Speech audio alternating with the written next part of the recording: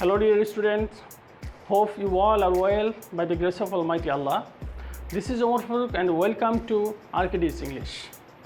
আজকে ইংলিশ গ্রামারে অত্যন্ত গুরুত্বপূর্ণ এবং ইম্পর্টেন্ট একটি টপিকস নিয়ে হাজির হয়েছি, যেটা আমাদের ইংলিশ গ্রামারের ব্যবহারের ক্ষেত্রে আমরা প্রায়শই ভুল করে থাকি।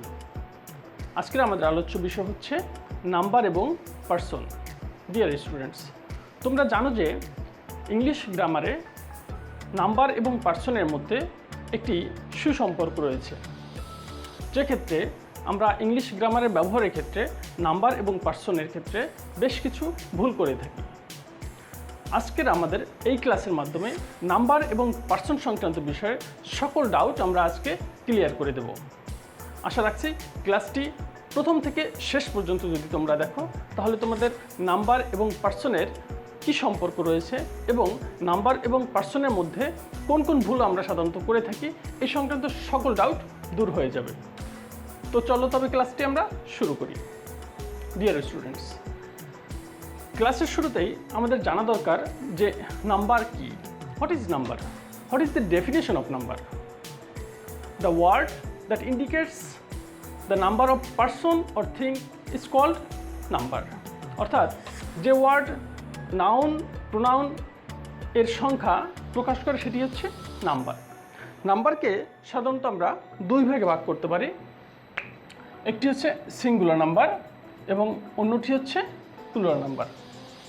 এক্ষেত্রে আমাদের প্রশ্ন আসতে পারে, সিঙ্গুলার নাম্বার কি? What is singular number? What is the definition of singular number? The word that indicates only one person or thing is called singular number.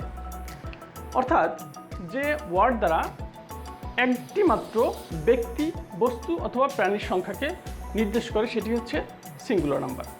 এক্ষেত্রে সিঙ্গুলার নাম্বারের উদাহরণের ক্ষেত্রে আমরা বলতে পারি ম্যান, বয় এবং পেন। অর্থাৎ ম্যান বলতে একজন মাত্র ব্যক্তিকে বোঝায়, বয় বলতে একটি মাত্র বালককে বোঝাচ্ছে এবং পেন বলতে একটি মাত্র পেনকে বোঝাচ্ছে। এরা প্রত্যেকেই হচ্ছে সিঙ্গুলার নাম্বার। এবার পরবর্তীতে যদি আমরা আসি যে plural number. What is plural number? What is the definition of plural number? The word that indicates more than one person or thing is called plural number. অর্থাৎ একের অধিক ব্যক্তি, বস্তু বা প্রাণীর সংখ্যা যে ওয়ার্ড দ্বারা প্রকাশ করে সেটি হচ্ছে প্লুরাল নাম্বার। প্লুরাল নাম্বারের ক্ষেত্রে আমরা বলতে পারি, উদাহরণ হিসেবে যদি আমরা বলি, সেক্ষেত্রে আসতে পারে মেন, বয়েজ, পেন্টস। অর্থাৎ প্লুরাল নাম্বারের ক্ষেত্রে আমরা সবসময় দেখব যে একের অধিক হবে। এবার আমরা আসি পারসনের ক্ষেত্রে। আমাদের প্রথমে জানা দরকার যে what is person? What is the definition of person? The different subject of verb in different sentences is called person. অর্থাৎ বিভিন্ন সেন্টেন্সে ভার্বের ভিন্ন ভিন্ন সাবজেক্ট বা কর্তাকে পারসন বলে। পারসনকে আমরা তিন ভাগে ভাগ করতে পারি। প্রথমত হচ্ছে ফার্স্ট পারসন, দ্বিতীয়ত হচ্ছে সেকেন্ড পারসন এবং তৃতীয়ত হচ্ছে থার্ড পারসন। ফার্স্ট পারসনকে বাংলায় বলা হয় উত্তম পুরুষ, সেকেন্ড পারসনকে বাংলায় বলা হয় মধ্যম পুরুষ এবং থার্ড পারসনকে বলা হয় নাম পুরুষ। এবার আমাদের জানা দরকার যে ফার্স্ট পারসন কাকে বলে। এক্ষেত্রে আমরা বলতে পারি যে ওয়ার্ড দ্বারা আমি, আমরা বোঝাবে সেটাই হচ্ছে ফার্স্ট পারসন। যে ক্ষেত্রে আমরা ইংলিশে বলি হচ্ছে আই এবং হচ্ছে উই। অর্থাৎ এই দুইটোই হচ্ছে ফার্স্ট পারসন। ফার্স্ট পারসন এবং ফার্স্ট পারসনকে আমরা যদি বাংলায় এবং সহজ উপায়ে যদি উপস্থাপন করতে পারি, তাহলে আমাদের কাছে বিষয়টা আরও ক্লিয়ার হয়ে যাবে। পৃথিবীতে আ দিয়ে যে ওয়ার্ডগুলো তৈরি হবে সবগুলোই হবে ফার্স্ট পারসন। এক্ষেত্রে যদি আমরা একটু উদাহরণ হিসেবে দেখি, আ দিয়ে হয়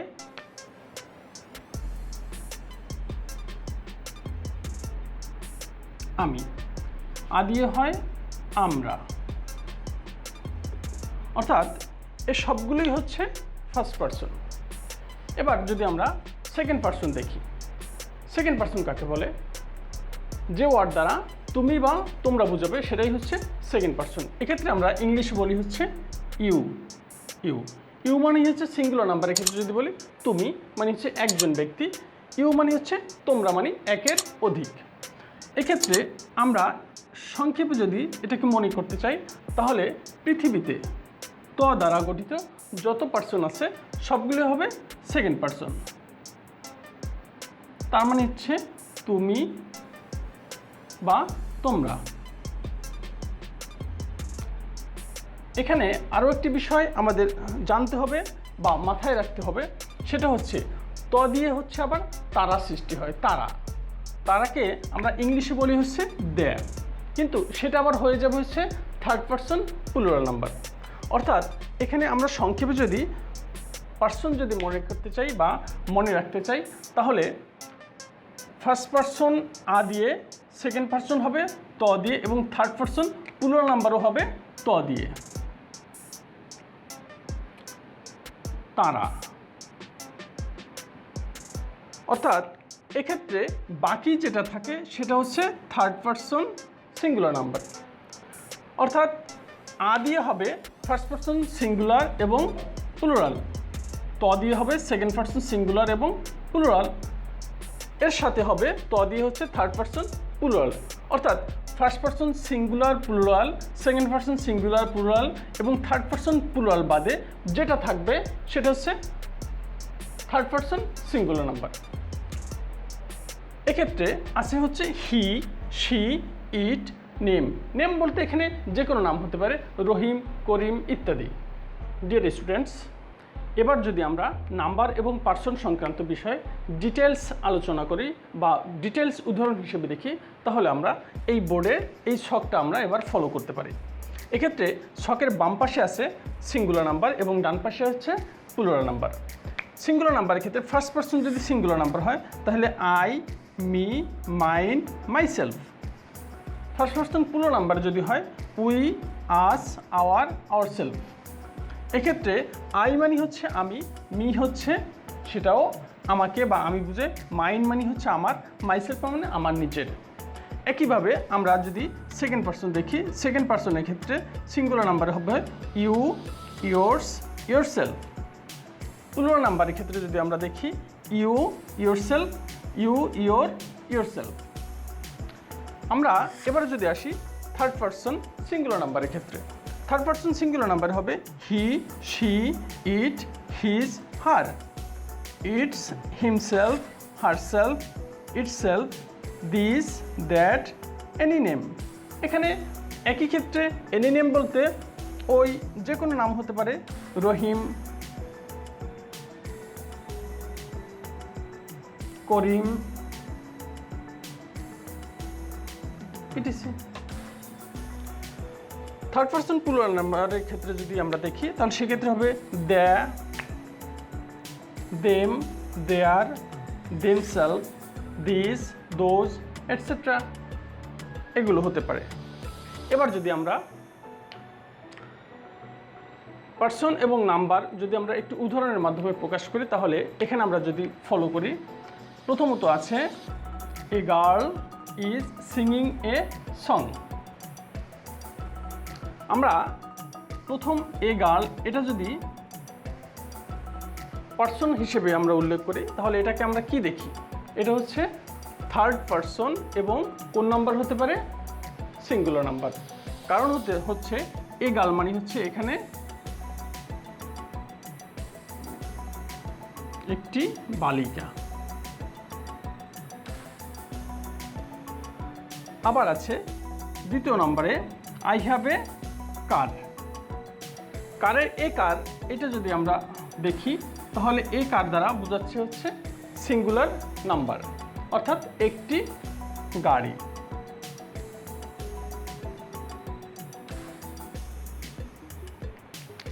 আমরা তৃতীয় উদাহরণটি যদি দেখি, দি ডগস আর বার্কিং, অর্থাৎ দি ডগসের মাধ্যমে এখানে যদি আমরা পার্সন হিসেবে উল্লেখ করি এটা হচ্ছে থার্ড পারসন।